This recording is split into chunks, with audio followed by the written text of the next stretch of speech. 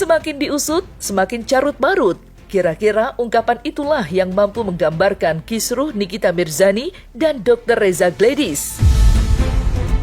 Kasus yang mulanya berjalan lewat ranah pidana, kini bercabang ke ranah keperdataan. Usai Nikita Mirzani melayangkan gugatan sebesar 100 miliar rupiah kepada Reza Gledis. Sontak saja, hal itu pun sempat membuat publik bertanya-tanya tentang apa alasan dibalik langkah tersebut.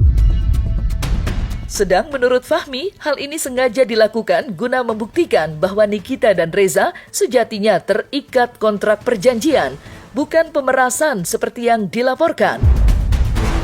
Lantas, seperti apakah penjelasan praktisi hukum soal gugatan perdata Wan Prestasi? Wan Prestasi yang berarti tidak memenuhi kewajiban dalam perikatan.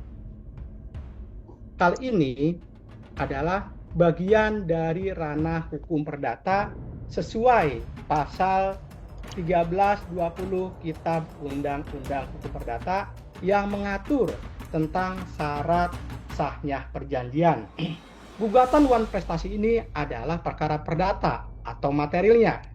Sehingga solusinya adalah melalui hukum acara perdata, yaitu formilnya. Penyelesaian perkara ini melibatkan proses pengadilan yang sesuai dengan hukum yang berlaku, yaitu hukum acara perdata. Kenapa digunakan hukum acara perdata? Agar tidak melakukan eigenbrichting atau tidak main hakim sendiri. Nah, disinilah pemerintah menyiapkan pengadilan untuk menyelesaikan masalah yang berkenaan dengan hukum. Perjanjian itu tidak pernah ada ya. Perjanjian tidak pernah ada ya. Yang ada adalah upaya untuk melakukan pemerasan ya, dugaan pemerasan terhadap klien kami, baik secara elektronik, informasi elektronik, dan secara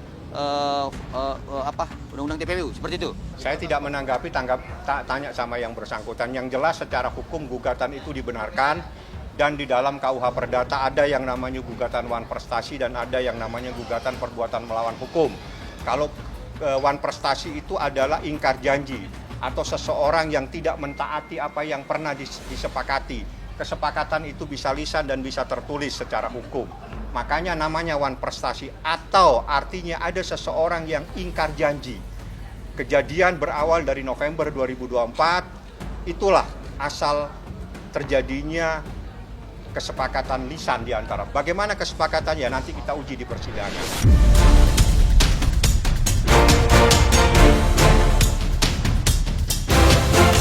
Berbicara soal kasus gugatan Wan Prestasi yang menyeret nama Nikita dan Reza, memang tidak lepas dari kisruh pidana yang kini berjalan di Polda Metro Jaya.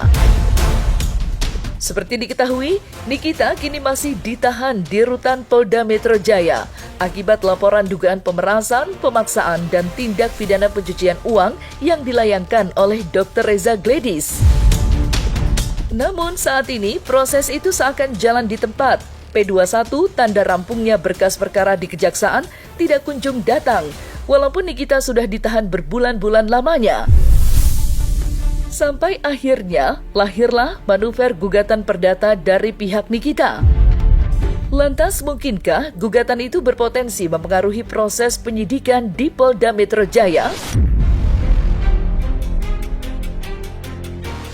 Di pasal 81 KUHP itu memang menjelaskan bahwasanya apabila berbarengan perkara pidana dan perdata memang didahulukan secara umum itu pidana. Tapi kalau misalnya di dalam untuk pengambilan putusan pidana itu penting untuk di perkara perdatanya ini mengenai keabsahan dan memang dibutuhkan untuk pertimbangan di perkara pidananya, hakim pidana bisa menunda. Makanya saya bilang sifatnya itu adalah fakultatif, melihat dari apakah memang dibutuhkan atau tidak. Karena apabila proses perdatanya berjalan, kemudian ada memang sangkut paut atau kaitan memang yang dianggap penting, hakim pidana itu bisa menunda perkara pidananya. Kalau misalnya sudah masuk di ranah sidang pidana. Kalau misalnya dalam proses perdatanya itu tidak mengganggu dalam sidang pidananya, boleh tidak ditunda. Yang jelas, sekarang kita akan uji apakah di sini ada dugaan tindak pidana ataukah justru ini adalah persoalan keperdataan terkait dengan pelaksanaan dan atau tidak melaksanakan sebuah perjanjian. Nah, di dalam hukum melaksanakan perjanjian namanya prestasi, yang tidak melaksanakan perjanjian namanya wan prestasi. Nah, saya mengajukan gugatan namanya gugatan wan prestasi. Kenapa saya katakan terjadi wan prestasi? Karena yang disepakati itu adalah terkait dengan proses mereview yang baik-baik dalam tenggang waktu 1 tahun, namun dalam proses belum berjalan, belum selesai, tiba-tiba dipersoalkan dan dianggap sebagai bukan sebuah perjanjian. Padahal ini adalah perjanjian. Biasanya perjanjian kerjasama itu dituangkan dalam bentuk tertulis, gitu ya.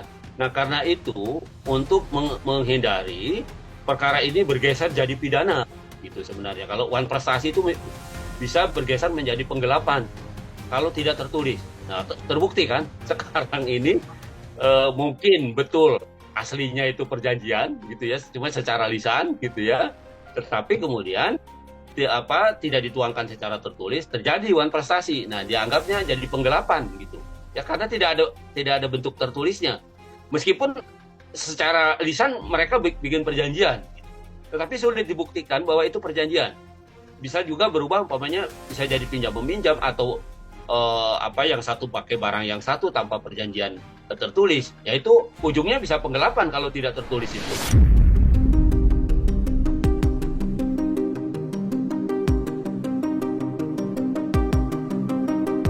Nah, selesai sudah Cumi Lovers? Saksikan terus Cumi Camp In Depth, kabar lengkap, mendalam, dan akurat dari narasumber terpercaya. Dan jangan lupa untuk like, subscribe, dan juga share channel YouTube Cumi Cumi.